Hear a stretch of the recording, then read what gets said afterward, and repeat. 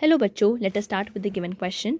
The question says in each of the following questions, a statement of assertion A is given followed by corresponding statement of reason R. Of the statements, mark the correct answer as A. If both assertion and reason are true, our reason is the correct explanation of assertion. B. If both assertion and reason are true, but reason is not the correct explanation of assertion. C. If assertion is true but reason is false. And D. If assertion is false but reason is true. Assertion A. Calvin pathway of sugar synthesis is same in C3 and C4 plants. Reason R, C3 is the only pathway for the synthesis of sugar from CO2. सबसे पहले इस question को solve करने के लिए आपको ये पता होना चाहिए कि इस क्वेश्चन को किस तरीके से सॉल्व करना है। देखिए यहाँ पे हमको दो स्टेटमेंट्स दी हुई हैं, एक असोशन है एंड एक रीज़न है, एंड हमें करेक्ट आंसर को कैसे मार्क करना है। अगर हमारा असोशन और रीज़न दोनों ट्रू होता है और रीज़न करेक्टली एक्सप्लेन करता है असोशन को, तो हम ए मार्क करते हैं। अगर हमारा असोशन और रीज़न ट्रू होता है लेकिन रीज़न करेक्टली एक्सप्लेन नहीं करता असोशन को, तो हम बी मार्क करते हैं।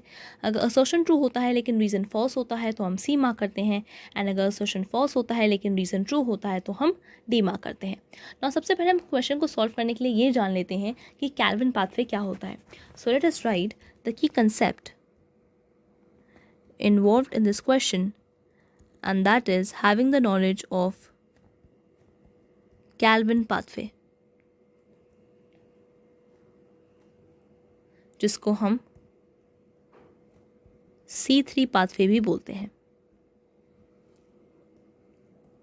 देखिए जो हमारा कैल्विन पाथवे होता है ये एक कॉमन पाथवे होता है in the C3 and C4 plants, यानी कैल्विन पाथवे और C3 पाथवे हमारे C3 और C4 प्लांट्स दोनों में होंगे। और वहीं अगर हम बात करते हैं हमारे C4 पाथवे की, तो वो सिर्फ हमारा C4 प्लांट्स के अंदर ही अवेलेबल होता है।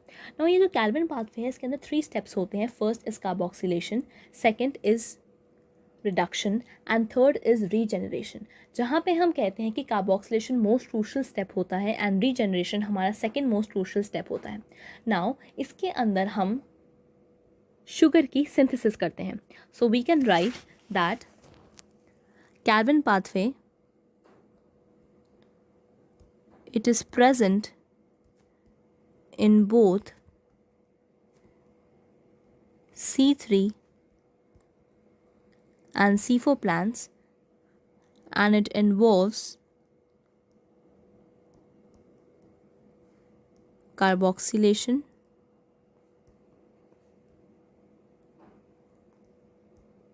reduction, and regeneration. Now let us start with the assertion. Assertion A says Calvin pathway of sugar synthesis is same in C3 and C4 plants. देखिए हमें पता है Calvin pathway क्या होता है, शुगर को सिंथेसाइज करता है, यानी इसमें शुगर बनती है। तो Calvin pathway हमें पता है C3 प्लांट्स में भी होगा और C4 प्लांट्स के अंदर भी होगा। So we can write that Calvin pathway, what happens? Sugar is synthesized, and this occurs in C3 and C4 plants both. So that means हमारा assertion एक true statement है.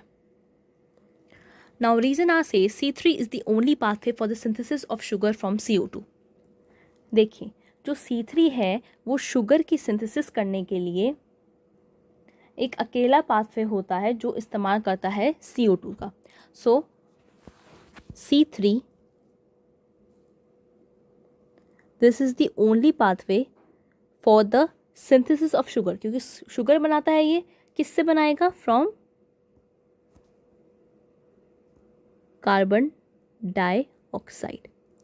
तो कार्बन डाइऑक्साइड से sugar को बनाने के लिए C3 ही एक अकेला पाथवे होता है। So this is again a true statement. देखिए अब हमें पता है कि असोशन और रीज़न दोनों ट्रू हैं, पर हमें ये पता लगाना क्या रीज़न हमारे असोशन को करेक्टली एक्सप्लेन करता है। तो हमारा असोशन कहता है कि जो C3 साइकिल होती है, जो C3 पाथवे हमारा और द कैल्विन साइकिल है शुगर को सिंथेसाइज करने के लिए, वो C3 और C4 प्लांट्स के अंदर सेम है। और रीज़न कहता है कि जो C3 है यही अकेला पाथवे है शुगर को बनाने के लिए फ्रॉम कार्बन डाइऑक्साइड। तो एक तरीके से हम कह सकते हैं कि रीज़न करेक्टली एक्सप्लेन कर रहा है असोशन को, क्योंकि C3 पाथवे ही अकेली शुगर सिंथेसिस के लिए एक पाथवे है जो C3 और C4 प्लांट्स के करें दोनों के लिए कॉमन है, जो CO2 से हमारी क्या बनाती है, शुगर बनाती है. सो दैट मीन्स हमारा रीज़न करेक्टली एक्सप्लेन करता है असर्शन को. तो हमारा करेक्ट ऑप्शन होगा option A, that is, if both assertion and reason are true and reason is the correct explanation of assertion is the required answer for the given question. Hope you understood the question well. All the best.